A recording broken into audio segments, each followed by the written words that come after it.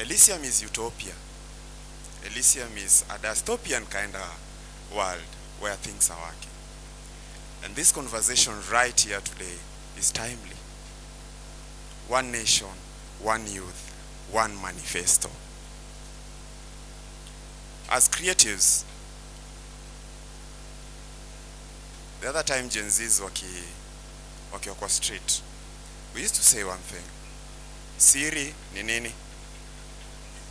If Siri ni numbers, and yet we haven't put into perspective what us as the creative people bring to the table when we talk of the national basket. When you talk of the GDP, the gross domestic product of this country, as an artist, what is your contribution? Before you raise your voice, you have to know, Mimi, what is my power? I will not fault you for not knowing, because that is why we are here. So, let's put it into more perspective. If we are talking about the national basket as a pie, let's put two side by side, agriculture and the creative economy. Agriculture gives the national basket 25.5, so we'll say 26%. Do you know how much that translates to? 16.2 trillion. The creative economy, sisi tukiwa tumeka hapa, tunapatiana 5 to 7%.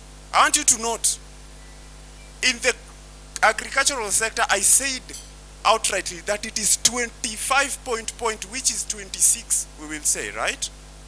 But the creative economy, this is how we are put, 5 to 7. It tells you something. We are not quantifiable. We are not measurable. And something that you cannot measure, you cannot track. Tunapatana. So as creatives, this is up to us, it's upon us. People who are doing film, kama unashika camera, any point yenye unapatana na writing and nini. You are governed by one law. Cap 222 of the stage play and film, of the Film and Stage Play Act. Yuko kwa constitution. Cap 222. Cap 222 is so archaic, I tell you my brothers, that none of you were born when Cap 222 was being put into action the very first time. None of you here was born. Kama ulizaliwa 1962, si uinue mkono tukuone. 1962, you were born in 1962? You are not? Senior, were you born in 1962? No, you are not. This law is as old as your father, as old as my grandfather. But we sit here being governed by the same law. So when we talk of manifesto yetu, we talk of policy. We talk of these very laws. The laws that govern you, control you. Achana put into perspective, kidogo tu. I'm going to veer off. In Tanzania,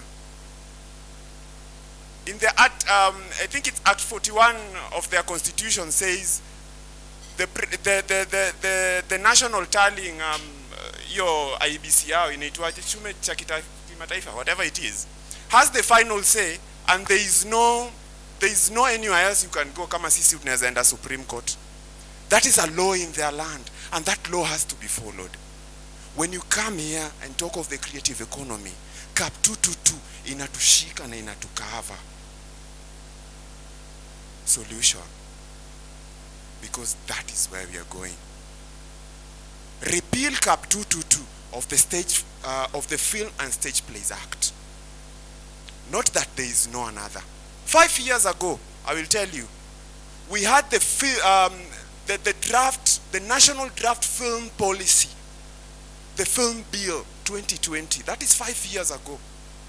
5 years ago, I was on call with Gashui, one of the people that were there creating Film Bill 2020. That is a year before Beta came in, a bottom-up economic agenda with William Ruto. And the very question we were talking about hapo ni, do we have the political will? Mali tuko, kuna political will ya kupush the Film Bill 2020, at least, so that tusikwe na archaic law yenye inatugovern kama creatives. Creatives, I know it gets really tiring when we start talking about the laws in depth. But without these laws, we are doomed. We'll always be in these forums, we'll always be in these spaces, whining and crying and saying, oh, mbona vitu haziwork. So, we have a Film Bill 2020. A Film Bill 2020 inatugovern vizuri, and it was so explicit. Walk with me. There, we will be trackable. There was a study the Kenya National Bureau of Statistics did in 2019. Ikaanza kusema, oh, the creative economy, we pump in 2.9 million jobs, yada, yada, yada. Then came the film industry satellite account. The film industry satellite account now reduced this number to around 483,253. But you see, they are not taking into consideration such forums where I will screen my films and we'll have these conversations. The film industry satellite account does not put that into consideration, and the economic value such forums bring. Kwa nini? Bado sisi watu kama creative tuko jua kali sector. We are in a sector yenye bado atuko wanasemanga we are standing on sinking sand. That is where we are.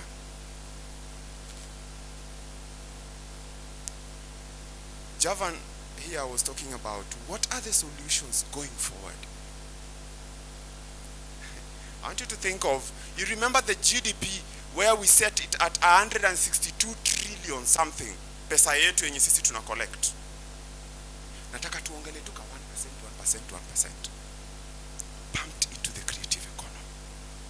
Okay? Just 1% per county. What is the development fund? Si kila county iko na development fund. Do you know that? Let's take Turkana for example. If they collect 440 Bs, 440 billion, 1% of that is what? Mathematicians in the room. If we collected 440 Bs, 1% of that is for what? 40 billion. Million, right? Yeah? So somewhere around there, to create a Kenya Film Fund, which is explicitly mentioned in the Film Bill 2020. A Kenya Film Fund. Mali gava inawekanga do every year, every financial year. Gava inaweka do hapo. Saa hii nikiwaambia kama hauaningi do, kila month nikuambia nitakuwa nakupatia chwani, nimechange life yako. Nikuambia next month nitakuwa nakuongeza so. By the time hii inafika tao, life yako imechange totally. So we are not asking for much. We are saying just 1% of the development. 1% in that kiti. Wekea creatives. Wekea creatives waweze kudevelop. Every year in counties. Nimwambia Turkana, hapa Nairobi tunaenda 240 million. Kama ni 1% tunaongelea kwa the development fund.